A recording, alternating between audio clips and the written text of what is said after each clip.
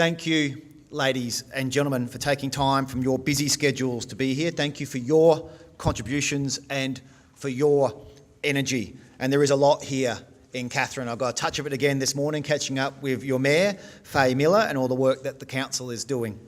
I do go up and down the track talking about the incredible future of the Northern Territory beyond this current economic downturn.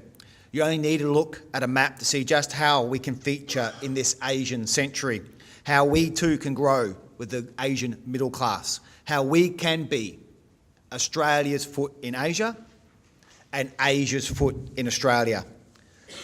The Developing the North agenda, the Defence White Paper, international investment in our natural resources and agribusinesses. It is happening. It is happening now.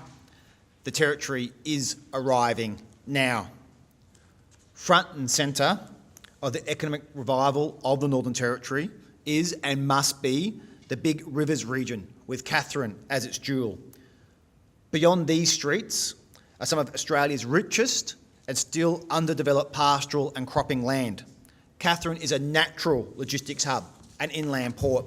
We are the natural road and rail link between producers and buyers to our north, south, east and west. We are at the junction of two highways and a rail line, and we are a few hours from Australia's Asian most deep water port. We are also a destination on the edge of one of the world's great national parks, on an iconic bucket list highway through the centre of Australia. We are a hub of defence.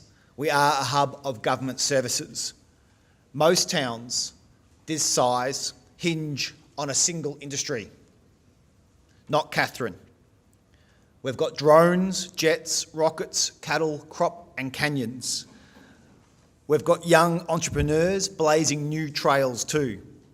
Fashion label, Magpie Goose. Black Russian Caravan, got a coffee there this morning on the way in. Azola Bloom by Carol Randall. Katherine Constructions, Northern Building Services. Delacour, Indigenous Contracting and CO Contracting, just to mention a few. Katherine is rising. Katherine is outperforming the rest of the Territory's economy. There is an energy here, and we recognise that energy. We recognise Katherine's role in powering the Territory through this current lean time to the future on the other side. That is why my government is making the biggest infrastructure investments in Katherine seen in decades, and why we are investing in social infrastructure. This government takes the ideas, opinions and vision of the people in this room seriously. But off the top, I do want to talk about fracking, and I understand the emotion wrapped up in this. We promised an independent scientific inquiry, after which we would either ban fracking or allow it in highly regulated circumstances in tightly prescribed areas. We promised to accept the science and accept the evidence. In accepting all 135 recommendations of the independent fracking inquiry, we have kept this promise. We have accepted the key finding of the report, that if all the recommendations are implemented, we can protect the environment, water, existing jobs, sacred sites, and create new jobs. We've also accepted the inquiry's advice about no-go zones, and coupled with areas where there is no petroleum potential, 49% of the Territory will be frack-free, including national parks, conservation areas, Indigenous protected areas, towns, residential and strategic assets, and areas of high cultural, environmental or tourism value, including Katherine. Katherine is a no-go zone. In the remaining areas, strict new laws and regulations will ensure we protect the environment, the cultures, lifestyles, and the many tourism, pastoral, agricultural jobs that depend on it. More than 30 recommendations must be implemented before any exploration can occur, and there must be 3 years of baseline data gathered, including social and cultural data, before anyone can make any decisions about actual production. I can assure you, traditional voters, traditional owners will have a veto over fracking on their land. Industry will be required to pay their fair share to regulate fracking, and that Territorians will have a formal voice in the implementation process to the creation of a community and industry reference group. I understand many here are concerned about increased greenhouse gas emissions from fracking. And as recommended by the inquiry, I have written to the Prime Minister and the federal leader of the opposition seeking their agreement to partner with us in offering additional offsets. I understand the emotion, especially here in Katherine. You are already weary about worry for water and the environment. You've had enough, I know. We have made decisions based on evidence, on science and the experts. This was a big decision. I didn't put my hand up for this job to make easy decisions or take the easy option. I put my hand up because I love the Territory and I'll do everything I can to set this place up for a better future. You may not agree with this decision and I respect that. There is still a long way to go though as we move through the process of creating the world's best regulations. And whatever your view, I ask you to stay involved, to keep us to account, to stay passionate, to stay connected with your local member who is a fierce advocate for Katherine, to make sure we implement all those recommendations. To assist in that, we've gone one step beyond the inquiry and we've put in place an independent officer whose job it is to oversight us to make sure we have implemented all the recommendations. And that is Dr. David Ritchie, who's probably familiar to many in the room, to hold us to account. The inquiry also looked deeply into our tourism industry. It recommended areas of high tourism value be excluded from fracking areas, and the inquiry itself used Mataranka Hot Springs as an example. And it says much about the tourism industry's importance to the Territory economy and its people. Here in the Katherine-Daly region, 346,000 visitors overnighted in the 2017 calendar year, 4.6% more than in 2016. These visitors pumped $186 million through the local economy, $186 million to local businesses. We will not be putting that sort of money at risk. We will protect and invest in our existing industries. We are investing unprecedented dollars into tourism to make these figures even better. There is so much to do and build, so much room to grow, so much scope to tell our story louder, further, smarter. And that is what our $103 million turbocharging tourism package is all about.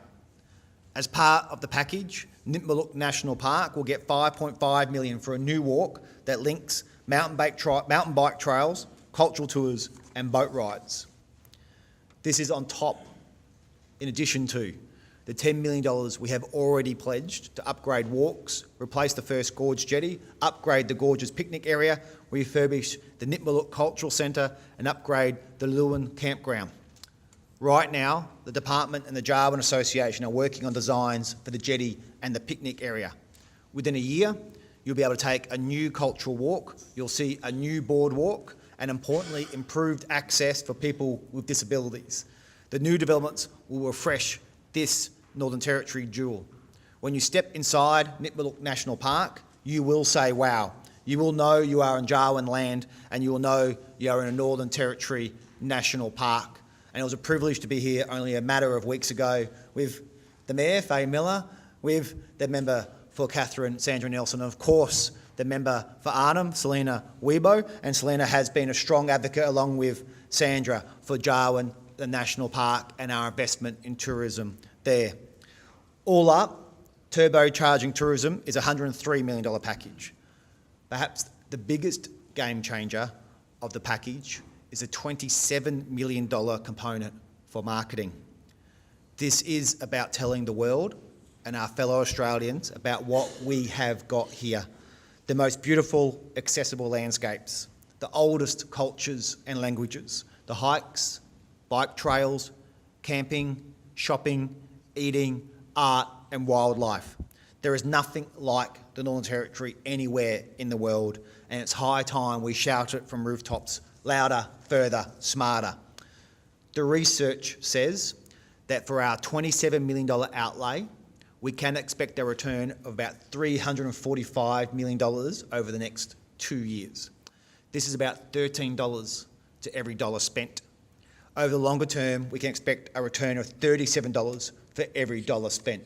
That's an incredible return on investment. And to put it in perspective, because this is a stimulus package for the Northern Territory, for home improvement schemes and immediate work grants and those other stimulus packages we did, best case scenario, you're getting about $4 for every dollar spent. Most came in around the $2 mark. This is about getting people to spend money in the Northern Territory from outside the Northern Territory.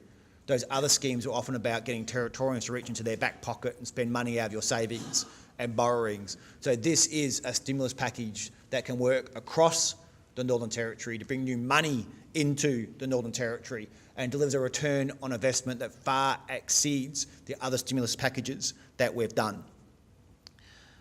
We are, as a government, supporting infrastructure upgrades at Cutter Caves and Mataranka Homestead, shade, seating, landscaping.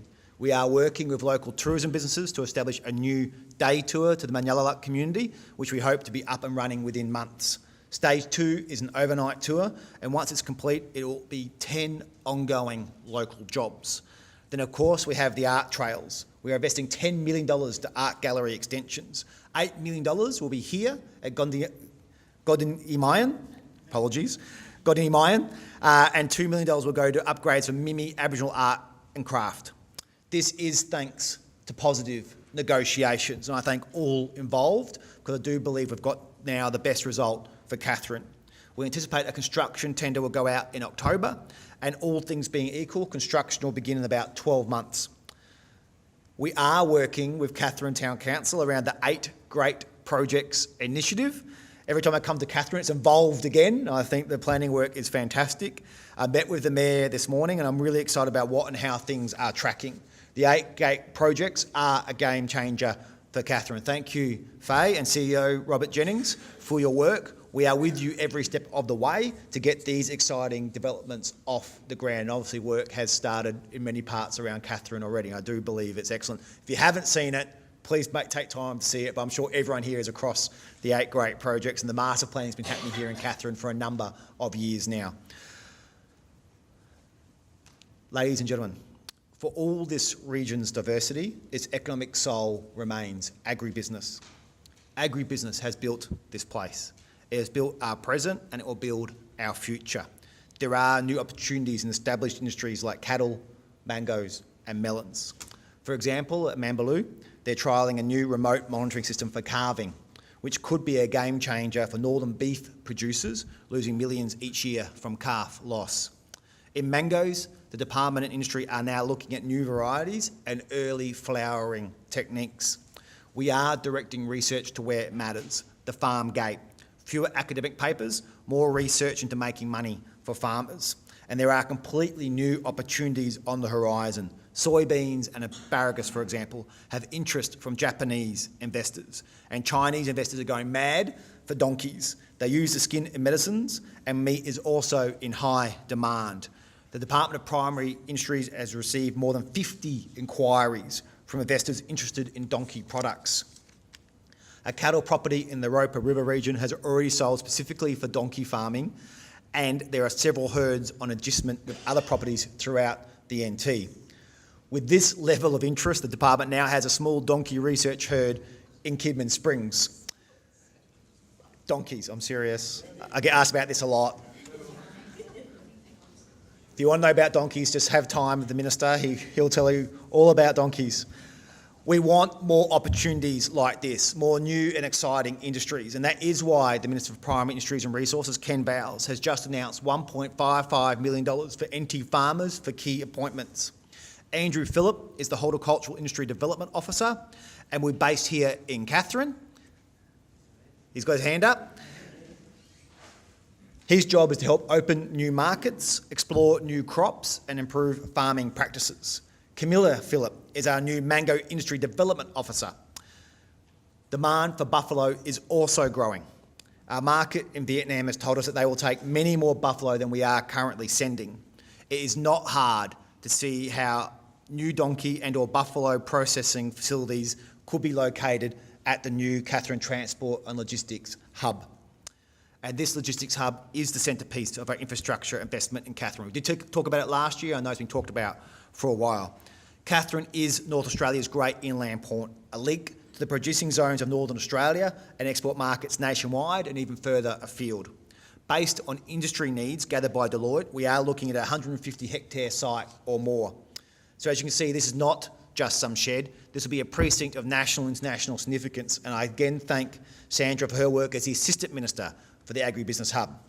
I have just come back from Kununurra, and they want to be part of this hub too, because like us, they look north, not south, and they're very much talking about it over there. And I love to talk with the people in this room, of Sandra and Kenny and others, about how we can do a chamber exchange.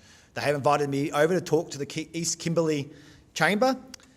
I do think that we can make a pitch to them. I do think they want to join the Northern Territory. They raised it with me themselves a number of times, that they look naturally to the NT and Darwin and not Perth. But you know, before we establish or take country off WA, let's first start talking to each other more. We know Northern Australia already produces more than 12% of Australia's GDP from only 5.5% of the population. Half the nation's exports from essentially 5% of the population. We are Australia's future, and we're doing a lot for those who live down south already, but there is a lot more we can do here if we work together across those state boundaries and get more people living here. And as governments across Australia, including Canberra, develop their north, things are only going to get busier, and Katherine is perfectly placed to capitalise. When it comes to the hub, think of things like a fuel depot, rest, food, washing facilities, truck drivers, loading bays, vehicle maintenance and repairs bays, storage areas, yards, undercover storage for chemicals, fruit processing plants of mango, melon and citrus, and a lot more potential could be there. There is more work to do yet. The proposed site is a portion of the Mambaloo pastoral lease adjacent to the Katherine Railway Terminal with access to the Victoria Highway and the future Katherine heavy vehicle alternate route. The next steps this year are looking at things like the site entrance, internal roads, traffic management, headworks, engineering and environmental assessment. Land tenure discussions will continue throughout the 2018. There are still complex discussions to have, so I can't give you firm timelines today. Essentially, we're in negotiations. We don't want to show too much of our hands. We go through some of that work. But this important project is on track and we are progressing well. Ladies and gentlemen, mining is in resurgence across the Northern Territory. Here in the Katherine region, Vista Gold is carrying out a feasibility study for its Mount Todd project and is expected to make a final investment decision later this year. The $830 million project could create more than 750 jobs. That's 400 in the 2-year construction phase and 350 ongoing in the 13-year operating life. Importantly, Vista Gold wants its operational workforce in Katherine. That's the model we want for the Northern Territory. Live in, not fly in. And I thank Vista Gold for the work that they're doing. The old Sherwin and Western Desert iron ore mines were recently purchased and could be reopened, creating more jobs and opportunities here. Old failed mines like the former Sherwin and Western Desert operations are good examples of why we are introducing the world's first hybrid royalty scheme. At the moment, mining companies take their territory resources from the ground and only pay royalties on their profits. The problem is some of them aren't making profits, but are still taking resources. We are now saying to miners, if you dig up and expend a territory resource, you will pay for it, regardless of whether you're making a profit or not. This is ad valorem, and it ensures Territorians get something back for the resources they are giving up. The rate is 1% of the value of the mineral production in the first year, 2% in the second year, 2.5% in the third and following years. If a company is making a profit, then they revert to the existing profit-based scheme of 20%, whatever's the higher. Some mining companies don't like this, and I understand that. It is change. But the fact is, if you can't afford to pay Territorians 1% of the value of your mineral production, then you are a financially risky mine. And we don't want financially risky mines here in the Territory, putting businesses, communities and the environment at risk. I want to talk about defence now. because Katherine is front and centre of our vision for the Territory as a key Australian and regional defence, space and national security hub. This vision is multi-layered. At its heart, it is about regional stability and safety, a strong, assertive and engaged Australia. But it's also about the Northern Territory business and the economy building a strong, self-generating and local defence industry, getting more work in the hands of our builders and manufacturing industry. It is opportunities for young Katherine people, not only as enlisted men and women, but in IT, engineering, mechanics and construction. It is about population growth, and it's about this community, which already gets so much back from defence personnel and their families. Here in the Katherine region, it is estimated we'll see more than $1.5 billion spent on new and upgraded infrastructure over the next 5 to 7 years. That is a lot of money for a town of any size. That's a lot of opportunities for businesses. It is apprenticeships, careers, new industries. This investment includes $538 million for new air combat capability facilities to support the F-35A Joint Striker Fighter. Work will continue in 2018 until 2022. $130 million for the Delamere Range redevelopment. This project should be finished next year. Almost $800 million for the RAF-based Tyndall redevelopment. We understand a managing contractor will be announced soon and construction will run until 2022. And $90 million is going to support the MQ-4C Triton Forward Operating Base. Those are the drones. These works are anticipated to be completed in 2023-24.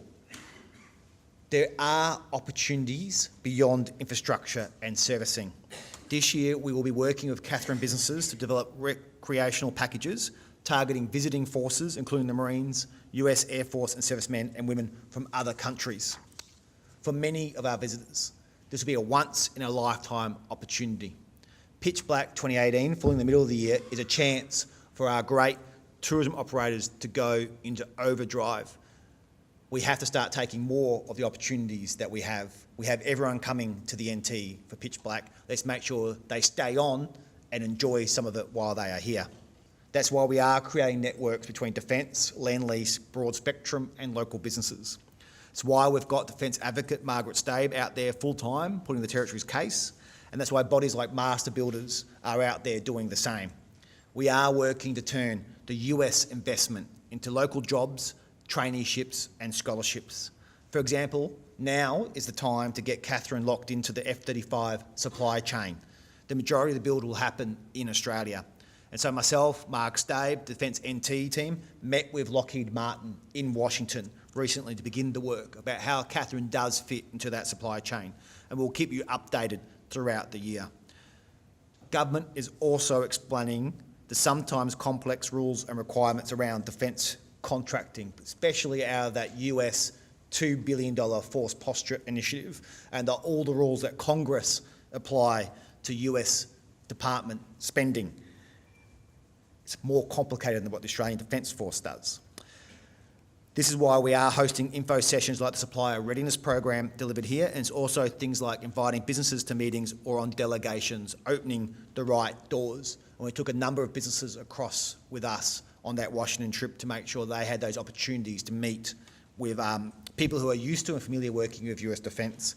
And we've had involvement with both Guam and Hawaii, who've got experience in how the US government works.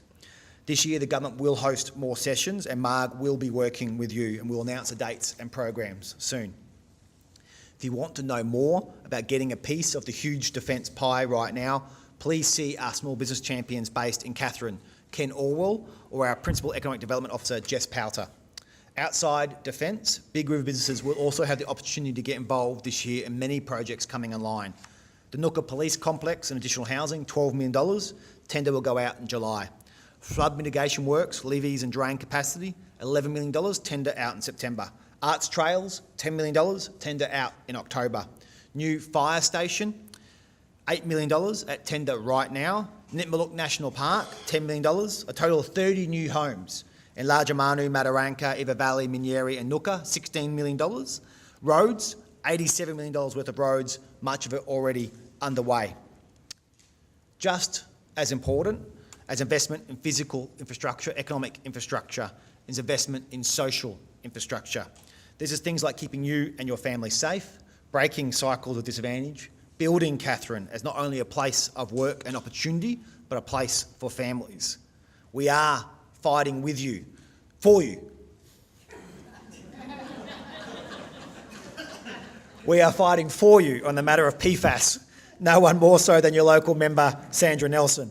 Sandra was pivotal in winning free blood testing from the Commonwealth, which is happening right now and is available until April 30 next year. Between myself, Cabinet, Sandra, government agencies and council, we will leave no stone unturned to find long-term solutions, and we will absolutely hold the Commonwealth to account. Solutions could be new bores. It could be upscaling Defence's treatment plant, which was commissioned last year, and we are working with council, we are working with residents, and we are working at the highest levels of government. I have just signed an intergovernmental agreement with my state counterparts and the Prime Minister about how we will manage PFAS across the country, because we're not the only ones facing this dilemma. The Katherine PFAS Community Consultation Group will continue to meet for the rest of the year, so you will be kept informed on all developments. And this year we will release the NT PFAS Management Plan, which will detail how we will manage risk. Know that the water is safe to drink. Know that we are working with you to get comfort and long-term results, and know we will keep you informed every step of the way. I do believe that's critical for community confidence, and I thank Sandra for all the work she's been doing. Ladies and gentlemen, I also understand the tension and the frustration in Katherine about crime. Community is an absolute priority of my government, and it always will be. That's why we are putting on 120 extra police over this term of government. We're already around the plus 60 mark since coming to government, so we are on track. We're investing $8 million into refurbishing the Katherine Police Station and moving the fireys, we're investing $8 million into a new fiery building, and detaching the fireys obviously from the police station where they are currently co-located. Tenders are being assessed right now, and we should have a new fire station by early next year, built by Katherine Business. 3 new public housing safety officers will work with public housing tenants, visitors and neighbours to reduce antisocial behaviour. They will start here in the new financial year. Before they start in Katherine, they'll be training and spending time on the beat in Darwin with other public housing safety officers to get experience of how to do the job before they get permanently located down here in Katherine, so that they hit the ground running here in Katherine. Previously, Katherine was serviced only by public housing safety officers from Darwin, but we believe Katherine deserves its own dedicated services. And following the Riley Review, we have announced the most significant alcohol reform in the Northern Territory's history. No longer will wine be cheaper than water in the Northern Territory.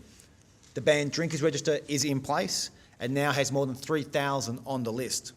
On top of this, and on top of the 120 extra police, we are recruiting 75 new police auxiliary liquor inspectors to do that important work about tackling alcohol harm, whether it's primary supply, the front of the bottle shop, secondary supply, or on-premise. Katherine will get more than 20 of these. It means we are helping free up police resources. We've got to tackle alcohol. We have to allow Katherine Police to get back to what they have been trained to do and what they're signed up to do: fight crime, solve crime, build relationships, protect people. The first auxiliaries will be trained up and ready to go here in Katherine by the end of the year. The auxiliaries cannot be a permanent resource, and in coming years, the extra 75 must be absorbed into other areas of the force. We cannot continue to live with alcohol as the problem it is. We are taking on this Riley Review. We're doing this work with police and liquor inspectors and a lot of other work to make a difference.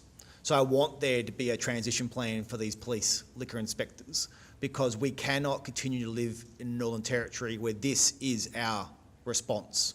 We must have a transition plan away from it. We must tackle alcohol. We must make all our communities in the Northern Territory safe.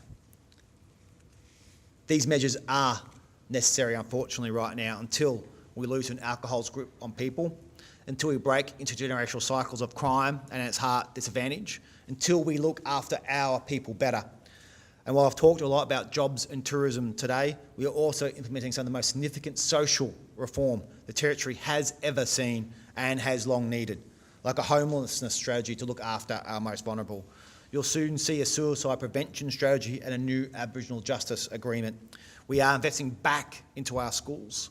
The NT's operational education budget has hit $1 billion for the first time ever. And here in Katherine, the average funding per student has gone up nearly $1,200 under this government. And there are 15 more staff members in our schools.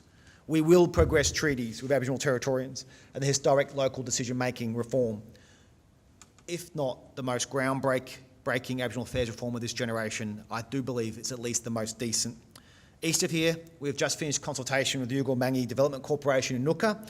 In the west, with the Gurindji Aboriginal Corporation. And here we are talking with the Jawa, and I know we've got the CEO in the room. We've had great conversations with Lisa Mumbin. This is all about giving local decision-making over to locals. We are also beginning our record $1.1 billion investment in remote housing. And in Alice Springs today, Scott Morrison, the Federal Treasurer, is committing $550 million over 5 years for remote housing in the Northern Territory, and matching the contribution that we're making over the next 5 years as well. This is on top of the This is on top of the $259 million GST injection you may have seen in today's NT News. It's been a year of arguing with the Australian government about, they called it an anomaly, but about the GST cuts that we have experienced. For the financial year ahead, we'll be $761 million worse off in terms of GST coming in than we were expecting going into election at 2016. The $259 million makes a big difference, a massive difference. It does ease our budget pressures, but we're still facing a $500 million GST shortfall in the financial year ahead. So I thank the Australian government a lot for the money that they're giving, untied, recognising that GST anomaly, but there is still a lot more work for us to do and be under, no doubt, the budget still remains under immense pressure from the cuts in the GST. Very soon we will release our 10-year early childhood development plan, and make no mistake, it will be the most significant piece of planning and investment for the future of our kids, the future of the Territory the Northern Territory government has ever made. The best possible start to life. It is a right, yet too many children in the Territory miss out. The implications go far beyond the individual. It's more than having a child given the chance to follow their dreams and realise their potential.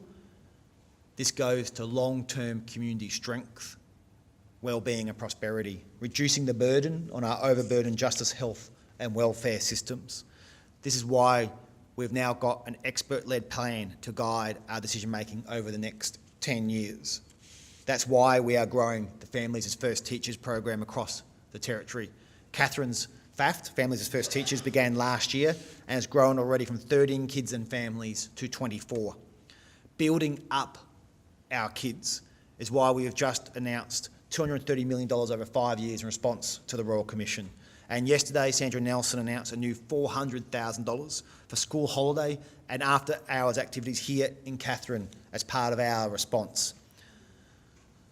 But so important was reform in this place, we couldn't wait for the Royal Commission to finish. The Youth Outreach and Engagement Officers were put on starting in February last year, and their re-engagement centre has been operating here since December as part of our $18.2 million package to fix the Territory's broken youth justice system. Between 25 and 30 kids visit the centre each day. We have funded 6 youth outreach and re-engagement workers here in Katherine who work with kids, families, schools, NGOs and other government services. They are currently working with about 50 young people. This is a service that never existed before in Katherine. Katherine is changing. Katherine is advancing under this government. Katherine is rising. It is the geography. It is the diverse economy. It is the skills built here over generations. It is the landscape, offerings, energy. But most importantly, it is the people. There is not a discussion that goes by that Cabinet and caucus does not hear from your local member. But we do not need any convincing of the need to invest and nurture this place, of the benefits to the entire territory by investing in the big rivers and Katherine. I know people also want territory and federal politicians to stop squabbling and just get on with the job. I think today's announcement from the Federal Treasurer about remote housing and GST money illustrates a mutual recognition. The NT needs the Commonwealth needs the NT. The Commonwealth needs the NT because the North is Australia's future. And here in Katherine, you are front and centre of this future. I thank you again for coming today. I thank you again for all the work you have done, but most importantly for all the work you will do in the year ahead. We have got some food waiting. I know it is lunchtime. I appreciate you all taking the time to come in. I thank you again for everything you have done to make sure Katherine keeps rising. Thank you very much.